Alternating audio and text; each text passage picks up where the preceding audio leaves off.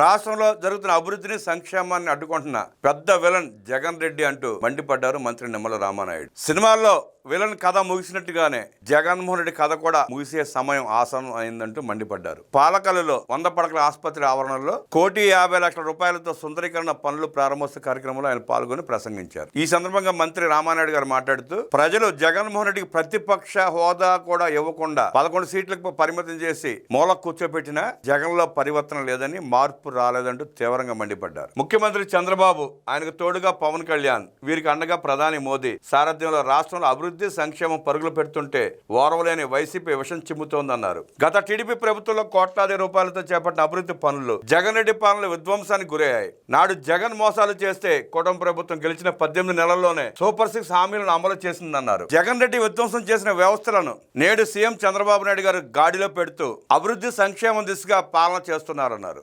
నాడు ప్రజావేదిక విధ్వంసంతో మొదలైన జగన్ రెడ్డి పాలన దౌర్జన్యాలు, కేసులు, లూటీలు, దొమ్మిలు, దోపిడీలు, గంజాయి, కల్తీ మద్యం, అక్రమ వ్యాపారాలతోనే సాగిందంటూ మండిపడ్డారు. ఆనాడు రాష్ట్రానికి పారిశ్రామికవేత్తలు పరిశ్రమలు రావాలంటేనే భయపడేలా జగన్ రెడ్డి వ్యవహరించాడంటూ మండిపడ్డారు మంత్రి నిమ్మల రామానాయుడు. నేడు సీఎం చంద్రబాబు నాయుడుపై నమ్మకంతో పరిశ్రమలు, పారిశ్రామికవేత్తలు రాష్ట్రానికి వస్తుంటే జగన్ రెడ్డి మాత్రం రాష్ట్రంలో పెట్టుబడులు పెడితే విధ్వంసం సృష్టిస్తామంటూ వారిని బెదిరిస్తున్నాడని, అలాంటి బెదిరింపులు చేసే జగన్మోహన్ రెడ్డిని లోపలేసే సమయం ఆసన్నమైందంటూ నిమ్మల రామానాయుడు తీవ్రంగా హెచ్చరించారు.